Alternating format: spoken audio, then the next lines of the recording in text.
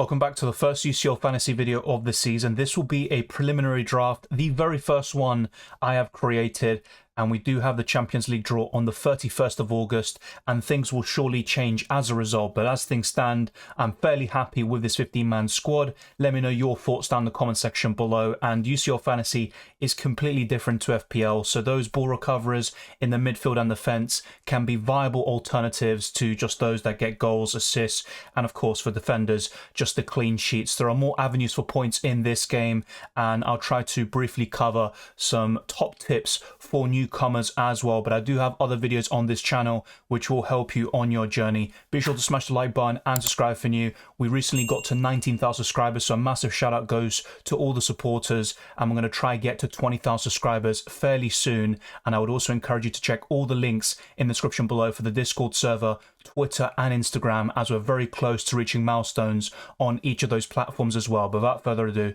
let's jump straight into this video.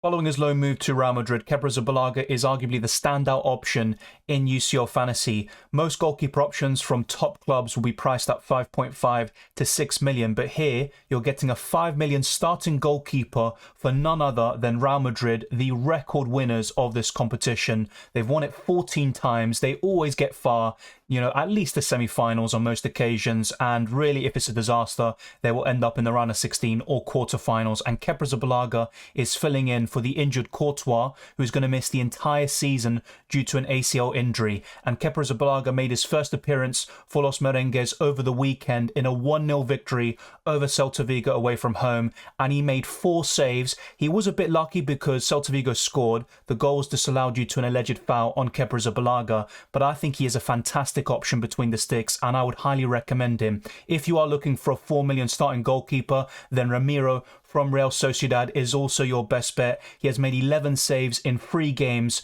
in La Liga so far, and he actually put in a man of the match display in a 0-0 draw against Las Palmas over the weekend as well. To get a 4 million starting goalkeeper, yes, Real Sociedad might not do too well in the Champions League and be possibly eliminated in the group stages, but you never know. It depends on the group stages, who they get in the draw, and I still think Ramiro is a good option. And remember, in UCL Fantasy, you make substitutions within the match day, and if Kepa Arrizabalaga blanks on the Tuesday and Ramiro plays on the Wednesday, you can easily bring him back in. That would be the only concern though. If somehow Kepa and Ramiro played on the same day, then that's where you would have to change one of your goalkeepers in order to have a benchable option, and you can start rotating and switching things around during the match day. But if they do play on different days, I think Kepa and Ramiro will be my goalkeepers. I would highly encourage you to check the link in the description below to join the league. If you click that link, you will automatically join, and you've also got the league code on screen and in the description. It's 3819DW9G04. So definitely check that out, and we're trying to get as many members as possible. We were one of the biggest leagues last season, if not the biggest, so that's massively appreciated as always. I have gone for a defense full of value and, in my opinion, ball recoverers. And what I mean by that is, for every 3 balls recovered, a player gets 1 point. So that means those centre backs or those defensive fullbacks, even defensive midfielders, can be really good options in UCL Fantasy. Someone like Rodri, for example, is much better in this format than he is in FPL, and by no means is he a bad option in the Premier League either. Jules Koundé plays in the Barcelona defence, which conceded 4 goals all season in home matches, but that was in La Liga. In the Champions League, Barcelona were very frail. They had a lot of injury problems during that period, and as a result, they were knocked out and they dropped down to the Europa League. But I think they will advance this time round, no matter who they get in the group stages. And Jules Koundé at 5 million can play centre-back and right back, and also he makes a lot of ball recoveries. He's a pretty good 1v1 defender, so I'm fairly happy with this choice at the moment, but things can definitely change. Now, you might be looking at Damian and thinking, what the hell are you doing? But I actually had him last season in the knockout stages when he started becoming a regular starter for Inter Milan, and he did an incredible job getting so many ball recovery points. On many occasions he got me between 7 to 9 points, and I was very happy with him as a result. There's always a focus on Denzel Dumfries and these attacking fullbacks or wing backs like Gossens, but I like Damian and perhaps someone like Acerbi the most from Inter Milan because they're cheaper and they can also match, if not outscore, those offensive wing backs because of ball recoveries. And Damian has been absolutely fantastic. Inter Milan conceded very few goals last season in the Champions League. They kept 8 clean sheets in 13 matches as they reached the Champions League final. And I think Darmian is a very underrated option.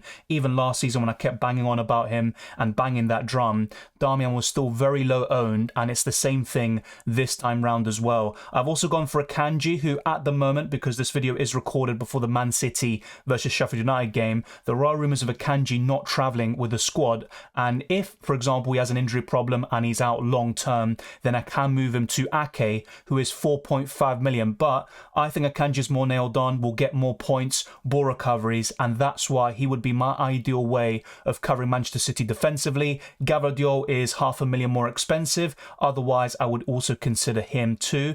And I've also gone for Antonio Silva, who is a ball recovery machine. Now, Benfica might not be to the same level as last season, but they made a big signing in Angel Di Maria, and Benfica always seem a pretty decent team to target, and these centre-back options like Otamendi and Antonio Silva can score the occasional goal, but more importantly, get those ball recovery points. And I think Antonio Silva only kept 2 clean sheets last season, but if he gets 2 or 3 this time round in the group stages, that will be very impressive. And also add on top of that all the other points he can get from different avenues there. And the final defender is Sven Botman, who's 4.5 million, and a lot will depend on the draw because I believe Newcastle are pot free, so it's very likely they will get a difficult draw, and as a result Botman might not be that appealing. But 4.5 million, Newcastle were very solid defensively last season. They have tailed off in the last couple of months, but I would expect them to start keeping more clean sheets. The signing of Tonali was massive, and I think Newcastle could be a surprise package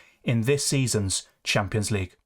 If you are new to UCL Fantasy and accustomed to FPL as an example, then things are a little bit different because in FPL, I would always recommend putting a lot of money into the midfield, but you don't have to in UCL Fantasy because of several reasons. You've got ball recoveries, which make things a bit more interesting, and you've also got so many different options, particularly in the forward line compared to a fantasy format such as FPL. I have gone for Martin Odegaard, but I do admit Bukayo Saka would be my preference. He is $500,000 more expensive than Odegaard though, and I think I will start tinkering with things and trying to find that balance and somehow fit Bukayo Saka in. But Odegaard is still a very good option, and I think he'll be the best player from Arsenal in terms of getting those Man of the Match awards, and I think the creativity will come. He hasn't got an assist so far this season, only 1 goal, which was from a penalty, but Saka reclaimed those penalties against Fulham, so that is a situation to monitor. It might be a case of switching them and having less pressure on the penalty taker. But Martin Odegaard is still a good option at 9 million. You've also got Martinelli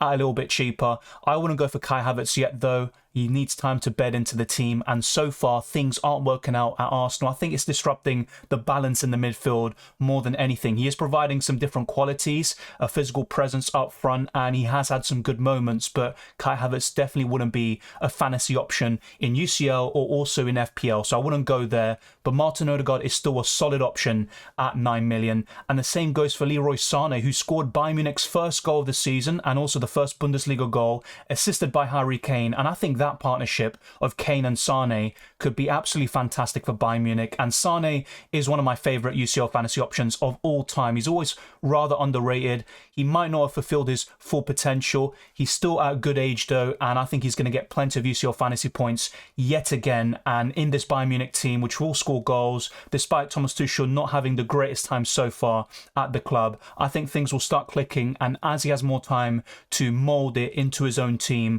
I think Bayern Munich will only improve, and Leroy Sané will become an even better asset as a result. I've also gone for Rodri, who got a goal and assist in Game Week 1 against Burnley, and he has been absolutely fantastic in the Champions League final. He scored the winning goal, and he is Man City's most important player. If you take him out of the team, I think Man City are rather vulnerable, but that's the thing. Rodri is always available. He plays every single game. He makes a lot of ball recoveries, and he can occasionally score the odd screamer from outside the box, as he did against Bayern Munich last season, and he's also a huge threat from set pieces. So Rodri is Mr. Consistent, the best defensive midfielder in the world, and he's a really good option at 6.5 million. You do have alternatives like Kimmich, who is maybe more easy on the eye, he's more versatile, but I think Rodri is as good of an option if not even better. And as for Bellingham, I think he is the best UCL fantasy option, period, considering his price point. He has scored 5 goals and provided 1 assist in 3 La Liga games so far, including a winner against Celta Vigo. He has been absolutely fantastic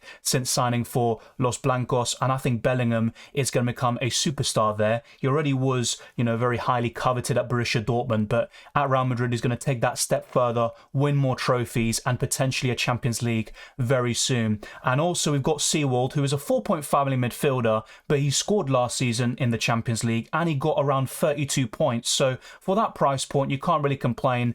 And you might be thinking, well, who do I bench? I've got so much squad depth. This is something you tell me not to do in FPL. In UCL Fantasy is different because, as I alluded to earlier, you will have the opportunity to make substitutions, and if you have players playing on the Tuesday, after those games have concluded, you can then start taking the lowest scoring players out, and those on your bench might be playing on the following day or next week. You will have the opportunity to make substitutions yourself, and you can take the lowest scoring players out. Let's say they play on the Tuesday, and then on your bench, those playing on the following day or next week, you can bring them on, and that will bolster your chances of maximizing your points. Remember, you can't take out a player who has already played and then bring on someone who's already played as well. That doesn't work like that. And what you want to do is put those on your bench who are playing later on in the match day / game week. But this is a really solid midfield. I think Bellingham is a clear standout. He will be very highly owned, probably around 40%, maybe even 50% or more.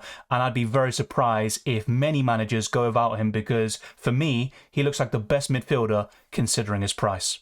All 3 forwards have had a terrific start to the season. Isak scored a brace and a 5-1 win against Aston Villa in Game Week 1. And while he was a bit disappointing in Game Week 2, I still think Isak is a top quality option considering he's 7.5 million. And I think Newcastle could blow teams away. I still think some teams might underestimate them. But at St James's Park, I could see Newcastle perhaps going undefeated in the entire competition. But it also depends who they play. If they're facing Real Madrid or something like that, of course, it could change. But I think Isak is a really good option at 7.5 million, and at that price point and below, he is one of my favourite forward options, and at the moment he is included in my team. There are a few doubts about him in terms of rotation. He's had a few injury problems in the past, and when Wilson starts, Isak could be shifted to the left, and as a result, Wilson will be on penalties and Isak won't be. And there's also going to be the occasional rotation which will happen. So Isak might not be the safest option, but I think he's one of the most explosive in the forward line. I've also gone for Erling Haaland. He speaks for himself. He's going to be owned by most people. And whilst his ownership might not be as high as it is in FPL, which is around 91% at this time, I still think Haaland will be just such a template and easy pick, and nearly everyone and their dog will have Erling Haaland. And as for Kylian Mbappe, he was pretty much ostracized from the team. He was removed, secluded, given a timeout, no matter what you want to call it. But since he has come back, he has made a huge difference to Paris Saint-Germain, scoring 3 goals in 2 games, including a penalty. And PSG got a massive win against Lens, a 3-1 victory. And Lens finished second in last season's Ligue 1. So Paris Saint-Germain are now finally, back on track after 2 disappointing draws to start the season. They have now finally won a game, and Kylian Mbappe will be a great option no matter what. I look at PSG starting 11 and I see a lot of average players, especially with the departure of Lionel Messi and Neymar as well, who were really important, to supply Mbappe. But I still think Mbappe will be the main man. He's going to score goals no matter what. And I think he could match Erling Haaland, perhaps even outscore him. And he was absolutely sensational. And I think he had the most UCL fantasy points until he got eliminated. So he is a fantastic option. He can also get a few assists here and there. And this front three is as good as it gets. I think most of us will have Haaland and Mbappe. And some of you may say, where's Vinicius Jr.? He does have a bit of an injury problem. And I also would be fairly happy to cover Real Madrid offensively with Bellingham and Bellingham alone. I don't think Vinicius Jr. has been particularly impressive from a goals and assist perspective in recent months, but things of course could change, and the Brazilian is one of the best players in the world. I would just go for Haaland and Mbappe though in UCL Fantasy at the moment. So this is my 15-man squad. Let me know your thoughts down in the comment section below. In terms of the captaincy and all of that, remember you can captain a player on different days. So let's say Haaland plays on the Tuesday, I can captain him there, and Mbappe plays on the Wednesday, I can then switch to captaincy.